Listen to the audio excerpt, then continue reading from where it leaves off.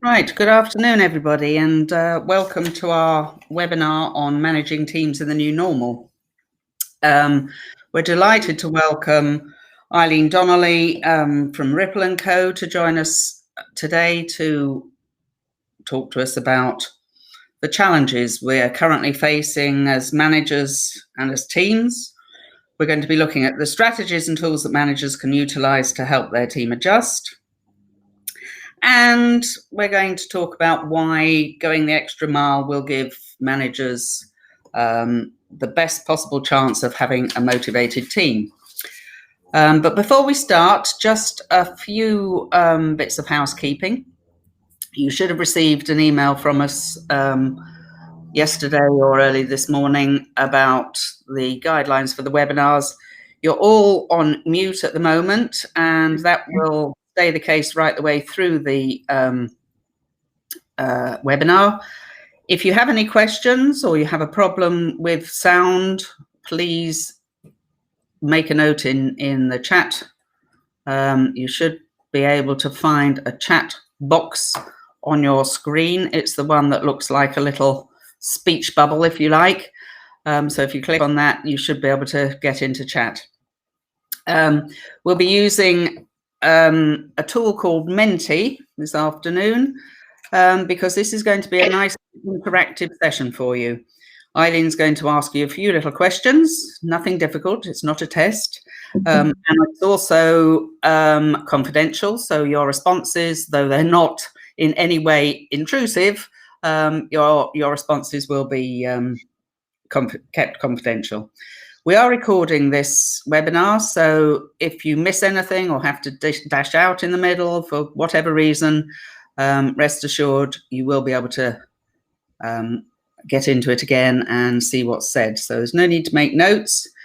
At the end of today or possibly tomorrow, we'll be sending you out a seeker briefing note, which covers some of the stuff that we're going to be covering today, and also a link to Ripple & Co.'s Managing Remotely guide. If you've got any questions, please put them in the chat box. We will pick them up and the questions will all be answered, hopefully, at the end of the session. In the meantime, I'm delighted to pass you over to Eileen, who's going to lead us today. Thanks very much.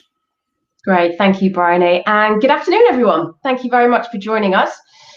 Just a little bit about me, so you know who is going to be with you for this next hour. My career has been predominantly in-house in corporate, so I've spent around about 20 years working in the field of corporate responsibility and sustainability, latterly as a director in a global FTSE 250. But about 3 years ago, I stepped out of the comfort, if that's what you want to call it, of the corporate sector, and actually founded my own business, Ripple & Co. And the focus for Ripple & Co. is very much the key responsibility of investment in human capital. Companies often say that employees are their greatest asset. Well, let's face it, they are the most expensive as well. So why not invest in them in the right ways? And then through that, you can realize their true potential, and particularly in the uncertain times that we're in now, actually improve their resilience and thereby future-proof your business. So we're going to have a look at specifically what we mean by managing teams and investing time and resource and energy in getting the best out of our teams. But as Brian said, we're going to use a tool called Menti. So let's give that a bit of a practice now. So if you've never used it before, let's give this a go for the first time.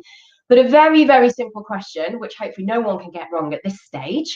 Could you go to menti.com, which hopefully you have open in another device, and by using that code, just write in what is your job title. And I'm really hoping, it's the first time I've used it, I'm really hoping a lovely word cloud. Aha, there we go. Will start to appear and change as you input the answer to that question.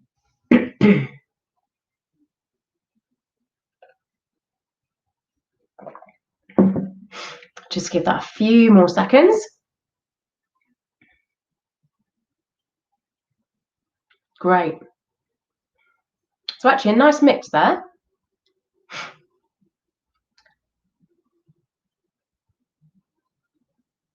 training manager is staying there front and center.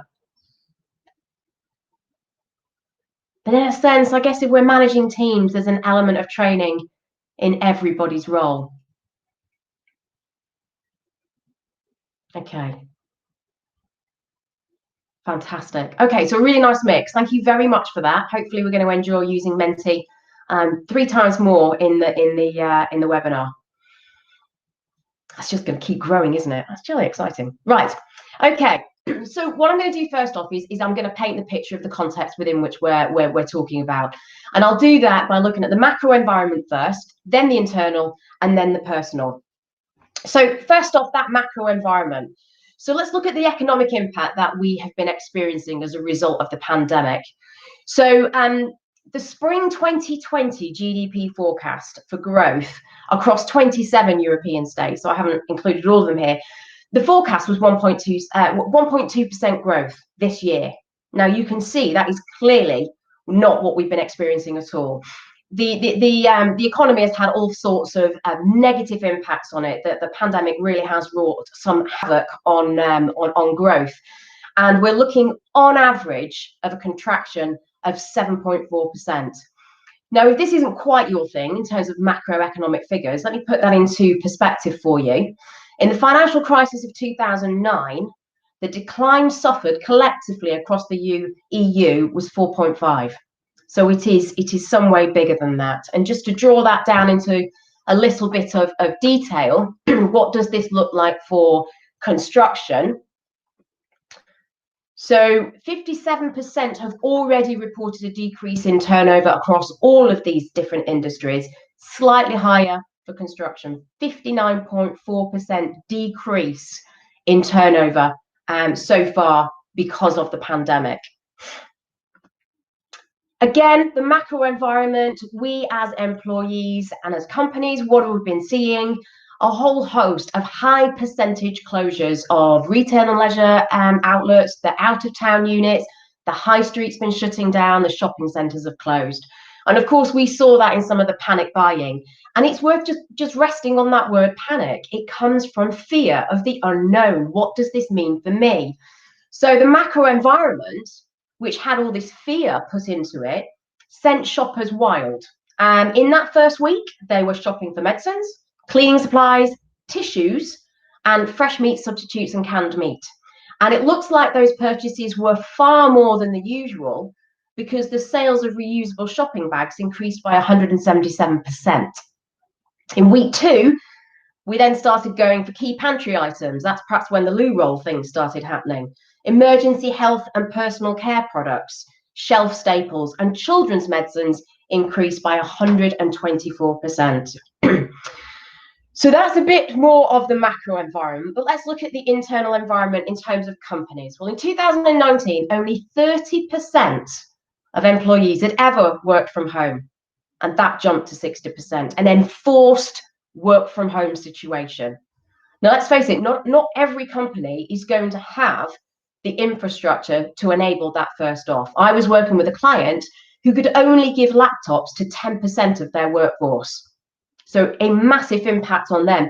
Potentially the communication channels aren't there. And maybe the culture of trust to really enable working from home and management of employees from home, maybe that wasn't there for some people as well. So more specifically, breaking this down across different industries, what did this look like in terms of working from home? There was actually less than 0.5% of the construction workforce who were working from home, but still a significant number. And then latterly, the personal environment. So I've taken a whole bunch of different headlines. We were all aware of Boris Johnson's announcement, of course, the strict lockdown across the country, and then our constant daily updates of the death toll. Then that was swiftly followed by the idea that the NHS might actually become overwhelmed and not be able to cope. Then we started hearing about the Nightingale hospitals, but alongside that was the idea that actually we won't have enough PPE. Excuse me. So what was that going to mean for our frontline workers? Then we started to have the challenge not only of working from home, but also the fact that our children were then going to be home with us indefinitely, and exams were going to be cancelled. So all sorts of disruptions happening to our personal lives. Fear of becoming ill, fear of isolation, fear for our loved ones, our families becoming unwell. And really what we started to appreciate is the fact that we had no control over the environment within which we were working. And then perhaps to make matters even worse, we didn't know when it was going to end. We still don't know when it's going to end. And companies are starting to look at maybe just not returning to the normal workspace that we've been used to. The Slater and Gordon, the law firm, decided at the end of May that after their leases ended on their building in London, they're going to close it. They're not going to go back to it. And they're reviewing all of their physical asset, their offices around the UK. Siemens, flexibly, you can work from home minimum 2-3 days a week. So it's really changing our working patterns. And what was once seen as perhaps a benefit of being able to work from home is now being seen as a given that your employer should enable that. And some employees can obviously prove that they're more productive as well. Now, the personal environment also includes something that we hold very, very dear, the uncertainty around our time off, our holidays. So huge amounts of impacts. What I want us to do now is just have a little reflection. And if you would put your answers in again on Menti, what has been your biggest challenge, your personal challenge, your work challenge, whatever it's been, but your biggest challenge during lockdown? I think you might be able to put more than one answer in here if you want to as well. Has it been the lack of connection? Has it been internet? Has it been children? You just throw some words out there and hopefully we'll see another word cloud appear.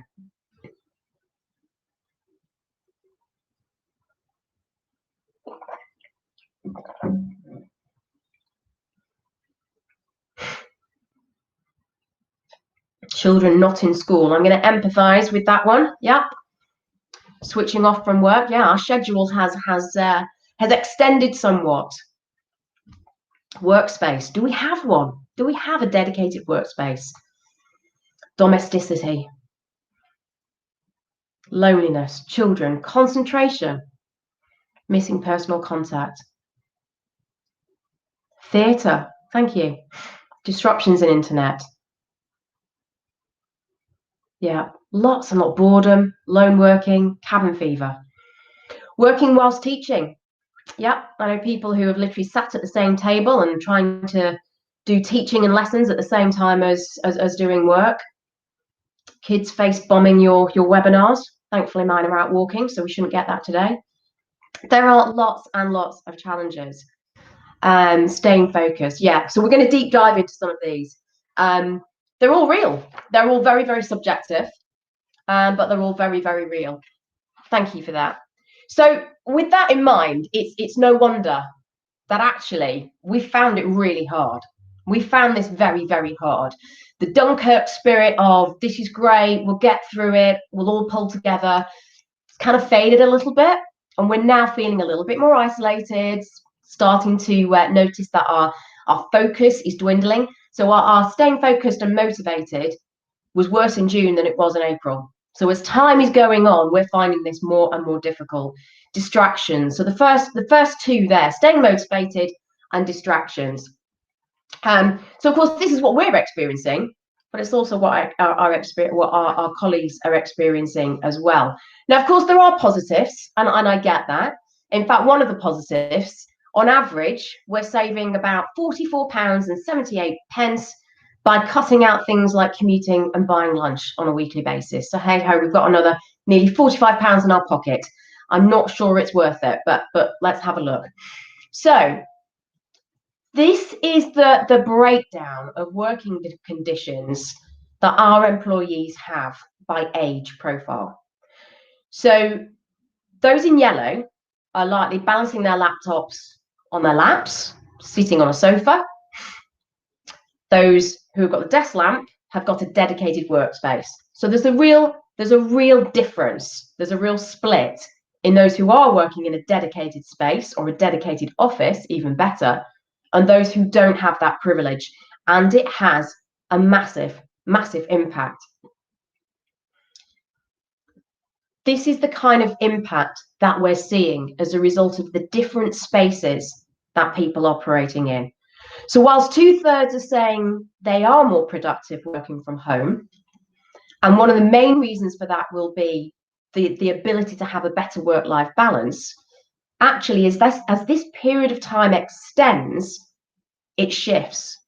And one in 5 remote workers are now saying that they're struggling with loneliness. So I think some of the things we're seeing on the left-hand side with those who do have a dedicated workspace, actually we'll see it creeping more into those who are saying, actually, I don't really like this. I miss seeing my colleagues. I miss having the social environment of work. Now, CIPD has done some research that says, on average, in lockdown, employees have worked an additional 29 hours every month. Now, that's going to lead to one thing if that continues: burnout. You get a reduction in work-life balance and just this inability, as some of you were saying, this inability to switch off. You get a system overload. So how long can we do this and expect as much out of ourselves and out of our team? There are a lot of inequalities in this as well. So it's been shown that women and those from ethnic minorities have been the most affected. Now, that's not across the board, and I get it. We have different roles within the home, but in general, we are seeing women and ethnic minorities struggle the most. What the pandemic has done is just emphasized inequalities. So I think this kind of sums it up. Really, we're not working from home. You're at home during a crisis, and in that crisis, you're trying to work. And if this is the way it's going to stay for a while or indefinitely, then we need to find the best way through this and actually realize the value that you can get from working from home. Now, obviously, not everybody is working. So I just want to mention people in our team are still in our team, even if they're furloughed, and they have significant amount of anxiety. So 9.3 million workers have been furloughed, and 81% of them fear future redundancy. Many of them feel disconnected with the workforce. 63% are concerned about the loss of connection with their company, and 60% are concerned about the loss of connection with team and colleagues. Now, as a manager, that is your responsibility. You can talk to furloughed staff. Furloughed staff can even train. They're just not allowed to do any work. So stress and anxiety has definitely increased within our workforce, furloughed or not, during the pandemic. Over 65% are worried about the future because, of course, it's so uncertain. 67.7% are feeling stressed or anxious about everything or some things, whether it be financial, getting sick, loved ones being sick. And 57% say that COVID is actually impacting their work. And I don't think that is a surprise, but that's something that we obviously have to deal with in our teams. Now, stress in itself isn't a mental health condition, but of course it can lead to it. Over time, it is very closely linked to mental ill health if not addressed. There's a big difference between worry and stress, of course, and continual stress and continual anxiety will lead to a mental health condition. So it plays a really key role. So on to the next question. What has been the biggest challenge in managing your team remotely? So if you put some ideas down there about, since lockdown, since we haven't been connected, what has been the challenges around connecting in with people, visibility of productivity, connectivity issues? Yeah.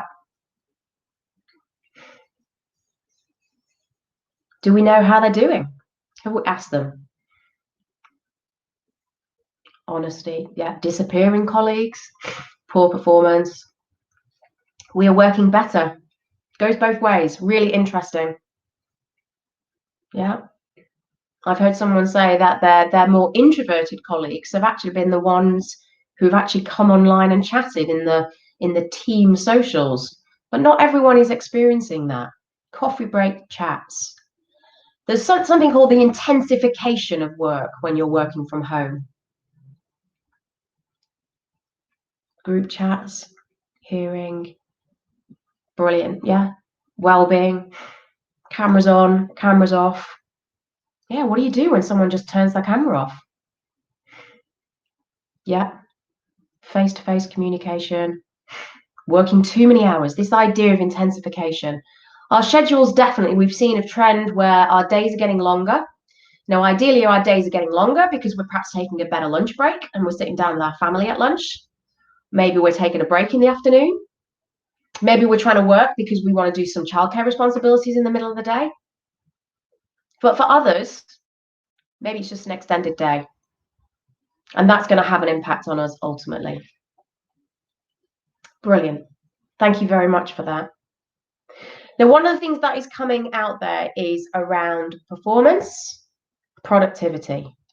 Now, we already had a productivity problem. As Andy Haldane, who's the chief economist at the Bank of England, said at a talk I was listening to in January before any of this came about, the productivity crisis in the UK is the signature economic challenge.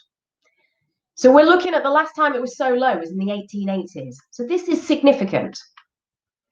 And what has productivity looked like during the pandemic? For some, it's improved. It absolutely has improved because working from home can do that. It's been proven. When you get that work-life balance, you work better. But for others, it hasn't. And if you look at those two top in the bar chart in terms of staying focused and motivated and distractions, productivity is going to dip. So he talks about something that he calls efficiency work theory. Quite simply, if you have good quality work, it leads to increased productivity. Now, there are key elements as to what quality work looks like. If you get them right, and we don't have time to go into all of those now, but if you get those right, then your productivity will increase. Now, I think that is gut reaction, gut instinct would tell us that if we're able to give quality work to our employees, then of course they'll work better. But thankfully, we have evidence to prove it as well. So this was a study done and published last year, and it was done by the Oxford Research Centre that has beautifully linked productivity to well-being. And interestingly, the tracking that they did was actually on happiness. They did it in a wonderfully large sample of 1.1 million workers, which in research terms is a phenomenal sample size. They did it over 6 months, and on a weekly basis, they tracked the BT call centre workers' feelings with emoji buttons, very simply from very unhappy to very happy. And what they found was that when employees were happier, they worked better. And they actually saw an increase in sales of 13%, which I'm sure most of you would be jolly happy with in your businesses. So it's not about spending more time at work or working harder if you're at home. It's actually about being more efficient and productive. And what was even more interesting in this study is that those calls, the calls that the BT workers were making, when they were a bit more complex, so for example, retaining an unsatisfied customer, you'd have to use a more emotional intelligence. They actually saw a real uptake in or an increase in their ability to deal with the more complex sales. So this isn't just about becoming salespeople. This is about actually people are more likely to be able to employ their emotional intelligence if they're actually feeling good about themselves. So some really interesting statistics there to directly link productivity to well-being. So how can we affect well-being then? How can we ensure the well-being of our employees? So our well-being falls into 5 key buckets when it comes to the workplace. We've got health, security, environment, relationships, and purpose. And health and relationships are right up there at the top. These were developed with some really strong and consistent evidence from multiple large-scale scientific studies. So we really can trust these. So relationships, the social aspects of our work are really, really important. And how do we replicate those when it comes to working remotely? So why relationships? Well, let me just show you something else from the Oxford Research Centre. So this was done the year before on what were the drivers of job satisfaction. Interpersonal relationships, absolutely top, and then interesting job, and then pay. And obviously this is when pay is deemed to be fair. If your pay is not good, then it clearly is going to come higher up.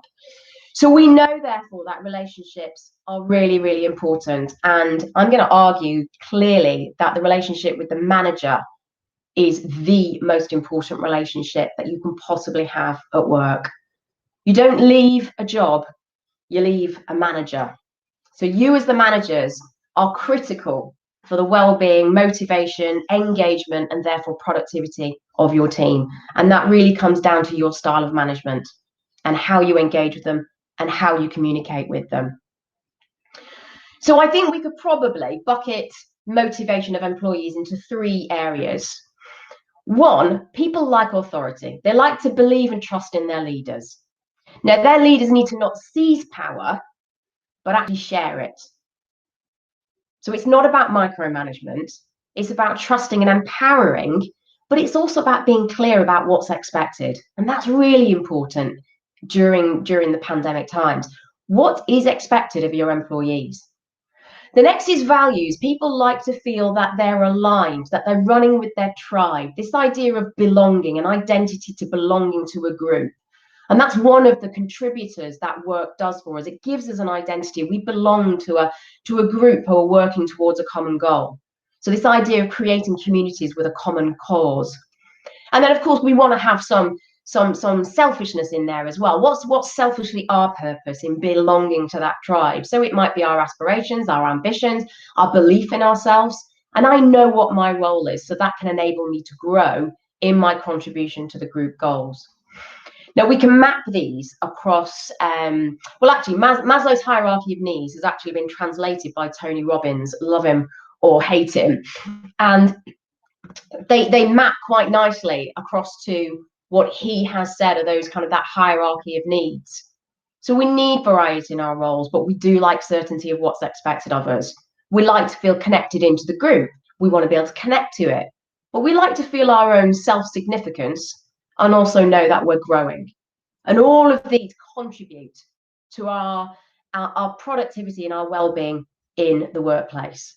Now, a Gallup meta-analysis backs up this thinking. During high-stress times, the management approach needs to go back to the basics of clarifying expectations, reviewing what is needed, and then readjusting roles if necessary so people can continue to contribute, feel they're contributing, and also potentially develop in that as well.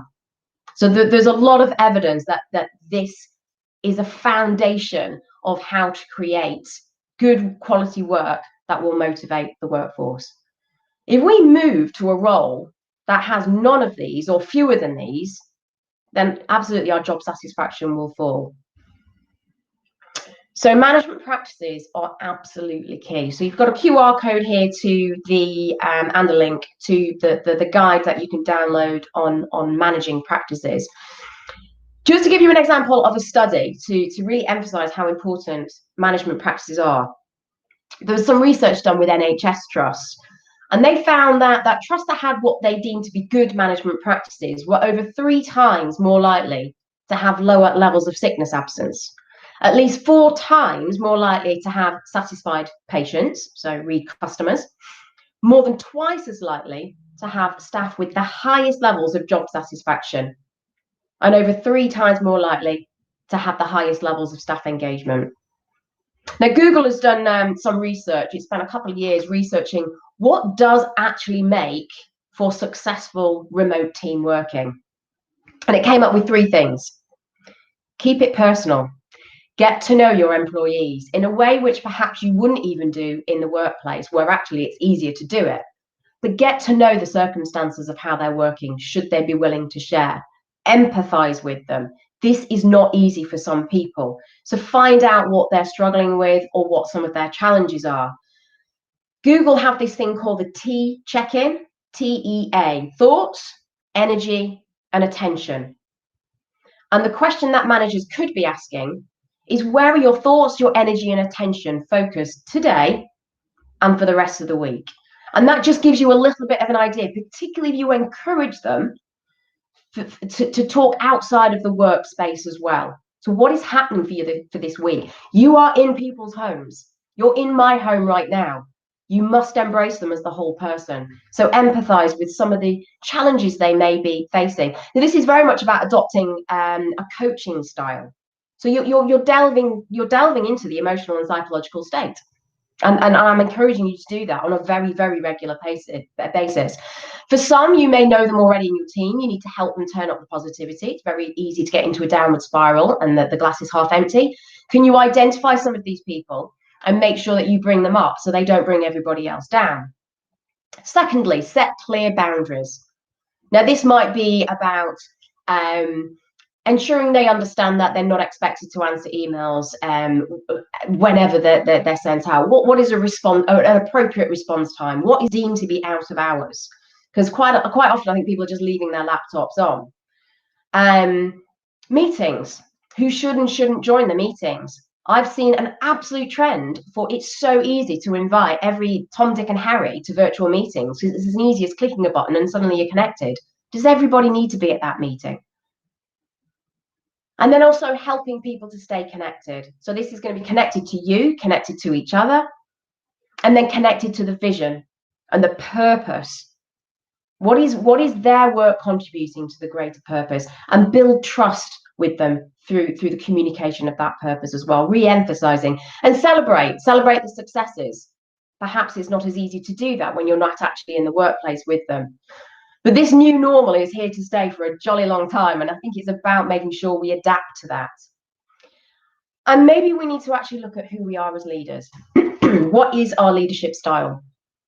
So there's all sorts of different profile tools that you can use. I use something called See Me, which looks at your behavior rather than you as an actual personality. But I've put a few down here, which is worth seeing if you can identify with some of them and then reflect on the positive and the negative. So an achiever is someone, you're very driven, you're going to win at all costs, you cut through the noise, you're great at motivating, but you're frightened of failure. You drive to exhaustion. Do you drive others to exhaustion? Do you get frustrated when people don't move as quickly as you? The hero always steps up. When others don't know what to do, the hero is in there, very positive, tackling multiple tasks at the same time. But do you take on more than necessary? Do you perhaps not trust other people to do it because you're the person who is the hero? You rarely get a break when you're a hero. Or are you a lone wolf, highly capable, develop excellent solutions, and you don't need much support? But you don't allow other people to support you, to work with you. You don't delegate. You don't enable the team to work together. The mentor, a very nice leadership style, but very collaborative, offering support, but then you perhaps don't put the personal boundaries in. So by the end of the day, you haven't actually done your work because you're helping everybody else. The analyst, brilliant at creating success by mitigating the risks. You've got a plan B, you've got a plan C, and you'll identify all the potential failure points. But it's all about the detail, box checking rather than stopping at an answer and thinking, we've got as far as we need to go, now we can move on. Similar to the perfectionist in a way, very good at communicating complex concepts, great, beautifully designed documents, but maybe you spend too long on stuff when actually a draft will do. So what are the people like in your team, and how does your leadership style impact them? Because that's what this is about. Your followers will more likely follow you willingly if they know that you're adapting to them as much as they're having to adapt to you at the same time. Now, I think the biggest issue that we have faced, the biggest challenge has definitely been communication. And top of the list, I'm going to put, you just don't have the informal face-to-face. You can't offer immediate advice and help. You can't role model in the same way. You can't see the way people are working because, let's face it, it's probably going to be very different than the way they worked in the office. You can't ask those informal questions. Whenever someone asks you a question now, it's a bigger deal. It's a Zoom call or it's an email rather than just a quick question across the corridor. Obviously, the lack of social support and response times can be a lot longer as well. So we've seen some significant issues around communication, but there are opportunities in this as well. So the adaptation that is needed, first and foremost, is going to be, how would you normally talk to someone in all the different ways, all the different opportunities and needs for communication? almost need to be mapped out. How would I normally talk to this person? So it's not about having a team meeting and a one-to-one. It's trying to find, okay, not spontaneous, but trying to find all those opportunities to talk to your employees in the way that you would have done, but you now have to actually schedule them in. And yes, whilst it does lose the spontaneity, it means that you get that opportunity to offer support and assistance. You can do the check-ins on how are they doing, giving them feedback, talking about their personal development. And then many companies, of course, are doing the more social engagement as well. Some of it forced, others is a spontaneous, let's have a Friday afternoon chat. But it's critical to do this communication in a way which is less spontaneous, but is making you're covering all the different ways that you would normally talk to this person and the team within the office. And then more specifically, ideally, give people an option between the video calls and the phone calls. Phone calls can happen while they're out walking, maybe. Video calls, you get an awful lot more feedback in terms of body language and what can you see, how are they doing. Be careful not to over communicate. Although I'm saying schedule it all in, actually, I think what people are finding is that they're spending their entire day on Zoom calls or team meetings rather than actually getting the work done. Now, some team members may need that, so ask them. Others won't. And we do as managers need to flex around the needs and the wants of our team just as much. It's about getting that right balance. And maybe it's about something as simple as, if you have got a day full of meetings, how about making them 50 minutes rather than an hour? And then by the end of the day, all those 10 minutes will add up. You've got an extra hour to go out and have a walk. It's also the manager's responsibility to communicate what's happening with the business. And I think the more transparent we can be, the better. When there is a void of communication, people fill it with negativity. That is a human trait. Be as transparent as you possibly can. Everyone is adapting. Everyone is finding new ways. We need to be transparent when we don't know something. We need to be transparent about some of the slightly more negative messages that perhaps we need to convey. But by being transparent, you'll build trust, and you'll also ensure that they're not filling it with something more negative than what the reality is. Now, I just want to point to one particular aspect of communication, which we call weak tie communications. And this has dropped, obviously. These are the kind of spontaneous bumping into you, da-da-da-da.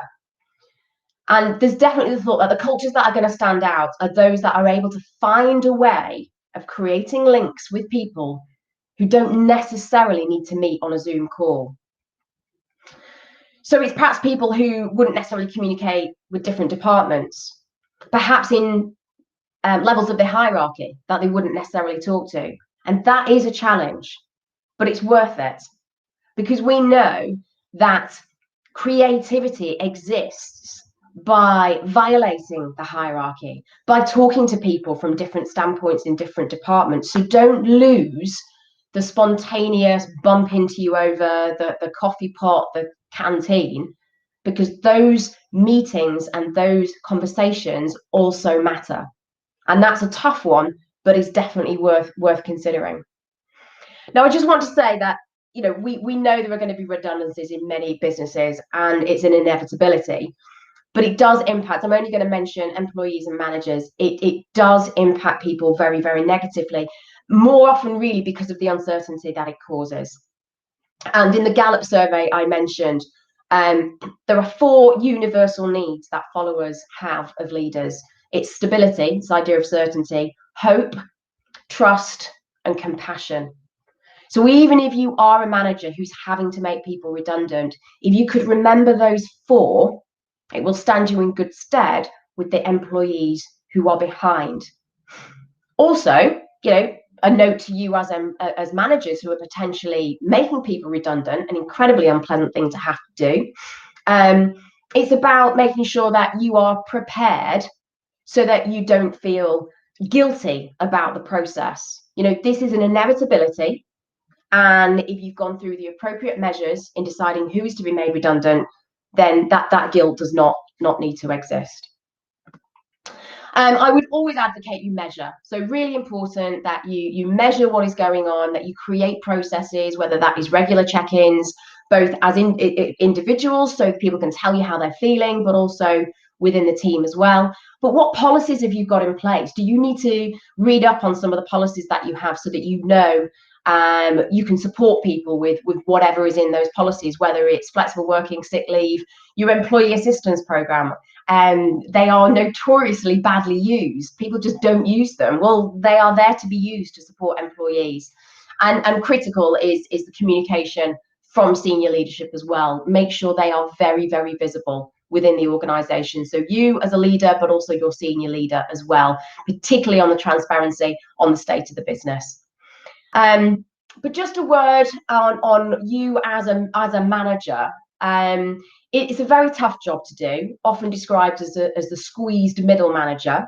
You are possibly the most pressured at work with excessive workloads. You're responsible for the well-being of your team, but also, not great statistic, but well-being across the lifespan dips middle age. It actually tails off as soon as you start working, unfortunately. The good news, it picks up after retirement. So as soon as you retire, all things will be better. But very seriously, do look after yourselves, as well as making sure that you're looking after the well-being and getting the best out of your team as well, because you are vulnerable to poor well-being in just the way as anybody else. And if you fit this age bracket, then please, employ you to look after yourselves. The statistics around this are just frightening. The most common cause of long-term absence is mental ill health. That has really shot up as more and more people are disclosing it. So 43% of absenteeism is stress and mental ill health. And anxiety and stress has increased during COVID. So it would be unheard of for this not to be in your team. A tool that you could look at is HSE stress management standards, a really, really good tool. If you manage those standards well, then actually you can avoid the emphasis of potential mental health problems, but you can also avoid as well. So I'd encourage you to look at HSE's website for that.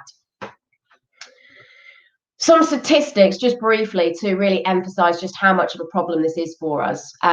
So mental ill health is now being attributed to up to 45 billion pounds per year for the UK PLC. So it is a significant issue for us, on one that unfortunately is not going to be going away anytime soon, particularly because of COVID. So something to be really mindful of. This is a direct hit on bottom line. We need to look after our well-being of ourselves, but also of our employees. So I'm just going to quickly, to finish off, go through what are known as the 5 ways to well-being, plus a couple of others. They were developed from a global study in 2008, and it was looking at what can we do to improve our well-being ourselves, take responsibility for it. So a big factor in lockdown has been loneliness, and studies have been done in the US that says loneliness is as bad for our health as heavy smoking, and actually increases the likelihood of mortality by 26%. It is significant. So all this idea of connecting in is vital. And so if cameras are going off, then it is a please will you put your camera on. I think we need to be quite strong that when we are connecting in with our employees, we know how they're feeling. And if it happens on a consistent basis, it's about reaching out to that person individually if it's happening in the team environment. Be active. I think it's a lot easier now with no commutes to be very, very static every day. But we know that it's absolutely vital for our well-being. So I would encourage you personally and also your team. And maybe that means taking some of your meetings onto a phone call and going for a walk instead. It's better than taking tablets for mild to moderate depression. So it is a significant way of warding off poor well-being. Take notice. Yes, this could be described as mindfulness, but it could just be about taking a break and a rest. Our global attention span is massively narrowing, markedly in the last 15 years. So I'm going to ask you a final question to get you involved on Menti is, what do we think the average attention span is? And by that, we're talking about the time you can concentrate on one task before you become distracted. Is it 8 seconds, 18 seconds, or 18 minutes?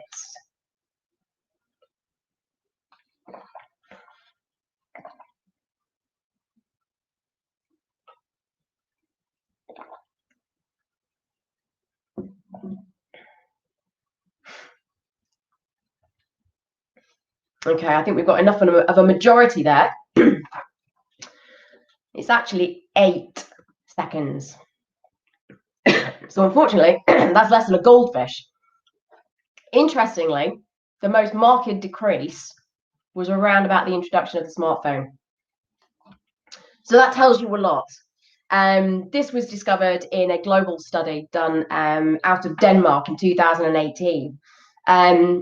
8 seconds before we're distracted onto something else.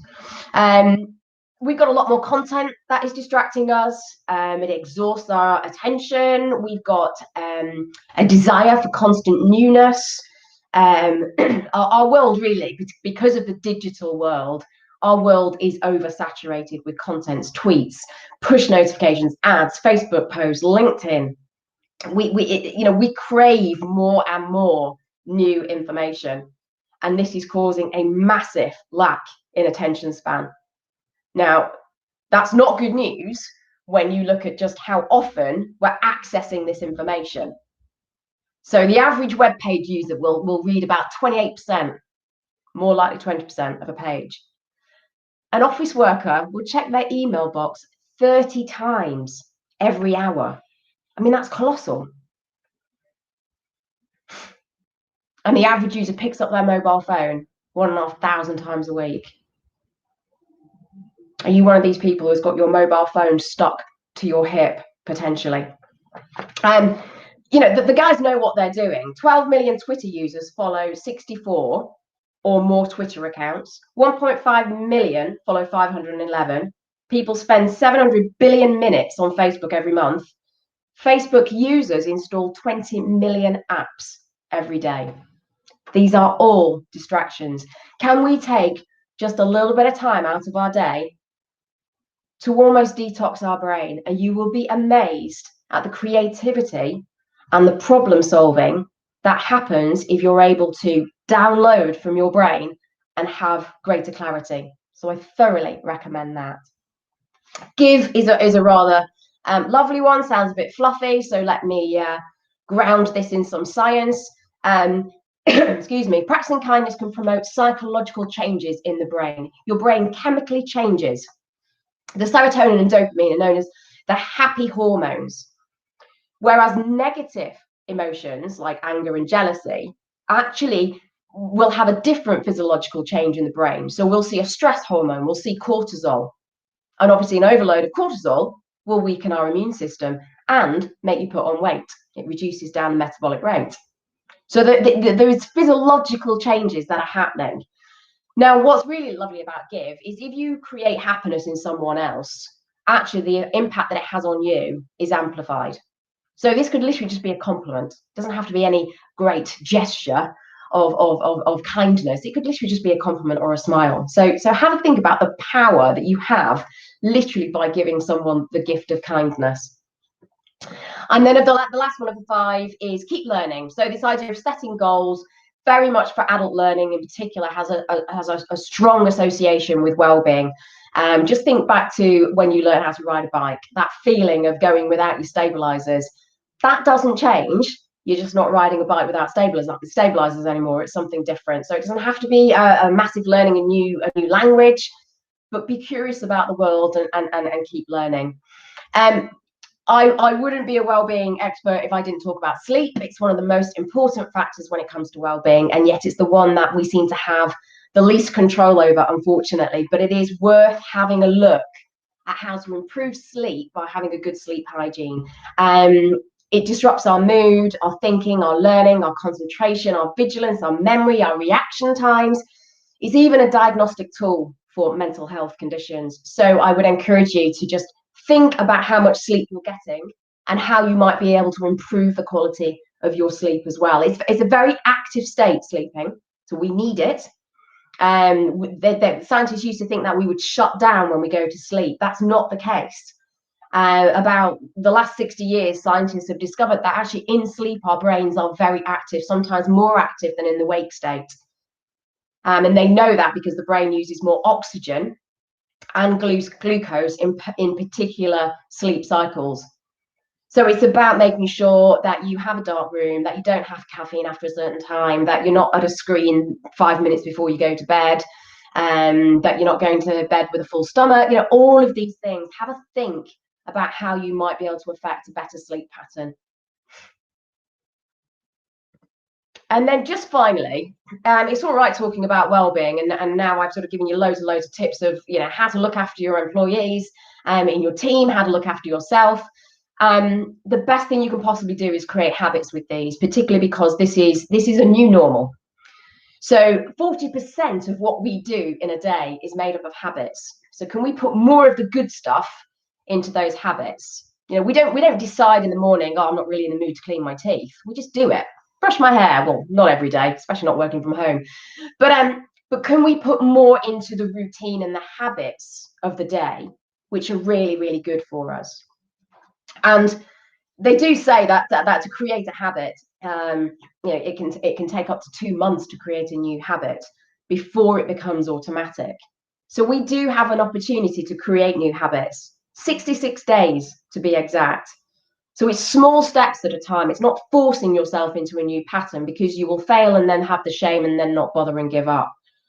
So if you've got 66 days, what are you going to do on day one? What's the one thing you can do for yourself? What's the one thing that you can do for your team today as day one of a new habit? So I hope that's been helpful. We have 10 minutes to do some questions. I will stop sharing so I can have a look at Q&A, I hope. Let's have a look. Here we go. Right. Show question list. Let's see if I can make this work. I've got some tech issues in there, Gemma and Bryony, but I don't have any questions as yet. Are you seeing any? Hi, Eileen, it's Gemma. Hello. Hello. We haven't had any questions in as of yet into the chat, but if anyone wants to add any in, now's the time to do it.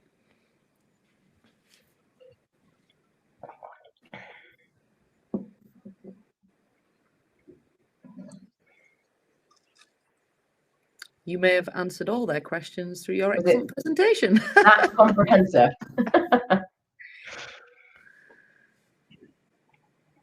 Great. If anyone's got any comments on anything or how they've found it, that would be fantastic as well. Just feel free to drop a message into the chat. Oh, we've got a few going up now. Thank you, Emily.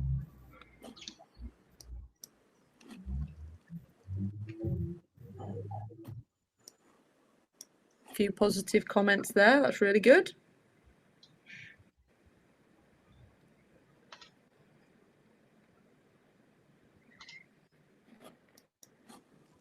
Well, it's been a fascinating gallop through how to manage teams.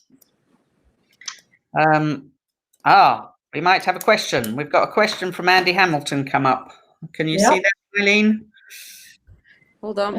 Scoot. Andy, as many construction workers. Oh, good. Oh, that's clever. As many constructors, are there any tips good? Yeah, I mean, gosh, a very vulnerable group. So I think, the difference is that they are more vulnerable because of the fact that they are deemed to be key workers. And I think it's about, you know, one, sharing gratitude for that. But I think it's about being more mindful of the fact that they may need more support. One of the other things I would say as well, what statistics do tell us, is that there is an absolute definite and rather unfortunate statistic around, so in that inverted bell curve that I showed you, those who are most vulnerable are men. So I'm going to make the assumption, because the demographics and the data tells us, that the male construction workers are incredibly vulnerable to mental ill health. And one of the reasons for that is because of shift work, because it's a high-risk job. They are more at risk because of that, and also because men don't talk. And I am making generalizations because it is proven through statistics. And so I think we need to proactively communicate to this group, so we're creating a very open space for them to tell us how they feel. And one of the easiest ways of doing that is to normalize it. So one of the things I always encourage clients to do is find examples within the workforce who are willing to open up and talk. And the more senior that person can be, the better. Because you suddenly normalize the fact that, yeah, we can talk about the fact that we don't always feel okay. Of course we don't feel okay. The world has just turned upside down. So, without being too alarmist, I just want to say this is a very, very construction workers, key workers, men, middle-aged, they're a very vulnerable group. Please do make sure that you check in with them and give them a very safe space to communicate how they might be feeling. I'm just seeing, what about any tips for introducing furloughed staff back to work? Thank you. Yeah, I think you've got a couple of different things here. Whilst I was rather jealous of people who've been furloughed at the beginning, but I was only hearing how people were sort of taking walks and doing lots of exercise. Actually, for the majority of people, being furloughed has been a very negative experience. That lack of connection. So I think it's actually a reinduction into the workforce. It's not as simple as in open the door, come back. I think there needs to be a considered approach about bringing them back in, but also be mindful of the fact that those who weren't furloughed have actually probably taken on more work as a result of their furloughed staff not doing their roles, not doing their jobs. So you've got one of the things that really, really impacts well-being in the workforce is this idea of injustice. It's not fair. So you've got people who have been on potentially 80% pay, and then you've got people who've been on 100% pay, but the ones who've been working have been flat out and stressed and overworked. So you've got two sets of groups, those who have been furloughed and are coming back in, and those who've actually been overworking. So it's about being very mindful. They've been in very different places. How do we now bring them back together? So a very proactive response to that. And I think it's about almost having a reinduction. Have you got how did I move? How to bring in, yeah, when all working remotely. I've heard quite a few people say that they have brought new members of staff in. And I think, yeah, I mean, in a way, I think this is actually going to become quite a new norm. And I think it's about making sure that when you communicate in a team, you take an opportunity to get to know each other as people. Because if you can imagine that kind of walk around that you do when someone joins a business, you always have a teeny bit of that personal banter chat at the beginning. Don't lose that. Is it about either a dedicated meeting that is just about personal stuff? I had a meeting recently which was, we were all talking about books. It was kind of a book club with a work environment. Whatever it takes. I mean, I can come up with lots of different ideas of how you just get to be people together in a social setting, whether that's a wine tasting, a book club, or a pub quiz. If you've got new members of staff, I think that's a really, really important thing to do. It might just be about, if you've not got too many people, just all getting together and having a morning coffee on a Friday or a beer at 4 o'clock on a Friday, because those people are going to feel very isolated. They need to know who they belong to and who the characters are within their team. Self-shooting. Yeah. I do think when you have been faced with lots and lots of challenges, from overwork, work intensification, trying to handle children, etc., to then think other people have literally just been sat about. I think the fear of potential redundancy, which we know is very real, lockdown, the isolation. I've told you the statistics around loneliness; they are very, very real. Actually, and I've gone through this emotion myself. God, I wish I'd been furloughed. Actually, I think it's now looking like that was probably not as much fun as everyone thought it was. And I think it's about showing the reality of what it's been like to be furloughed, and opening those transparent forms of communication as well.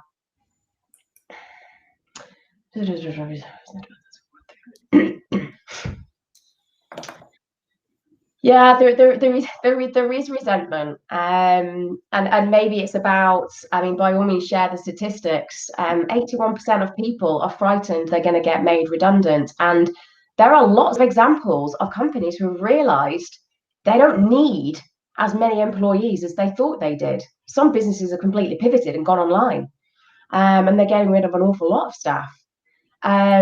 So I think there needs to be, one of the things I always encourage is when you don't give people an opportunity to talk in a formal way, so you create formal forms of communication, they'll talk anyway. So don't let chat happen by chance, because it will go underground. So give people an opportunity to air how they feel. It is the best way. If they are telling you how they feel, you can manage it. If you're not giving them that opportunity, then you can't manage anything. Those feelings are all very, very valid. So I think it's about creating those opportunities to be honest, and obviously not a space where they can be getting at each other, but where they can actually hear other people's challenges and stories of actually what was it like to be self-shielding? What was it like to be furloughed? And then they might get the reality of the situation, not anywhere near as positive and rosy as they perhaps thought it was. Philip, will we get the slides? Yes, I believe you will. Right. That's probably a prompt for me to chip in. Thank you very much, Eileen. It's been absolutely fascinating. The comments that are coming up are all very, very positive. Yes, you will get the slides. Yes, you will. Well, you will be able to log on and have another look at the presentation as well. It's all been recorded, as I said earlier. But there's also another opportunity to hear Eileen speak. We have a Seeker event, a Seeker Inspiring Change event organised for the 20th of August. And Eileen and others will be speaking at that. So if you want to make a note of that, please do so, but you will automatically be receiving something, an email at some point or another about it in any event, as you've already logged into this event. So you'll get notification of that. I'd also like to thank my colleague Gemma, who has been in the background sorting out any problems that anybody's been having with sound and answering their questions and looking after the moderating the chat and all the rest of it. She's absolutely crucial to this because she's the one that knows how to do it all. So thank you to her, but particular thanks to Eileen. It's been absolutely fascinating. I hope you've all gone away with lots and lots of tips. I know somebody said that they're going to share with their colleagues. Please do so. Please give them the link or ask them to get in touch with us if they want to hear more. But in the meantime, thank you very much for joining us. Thanks a lot. Thank you.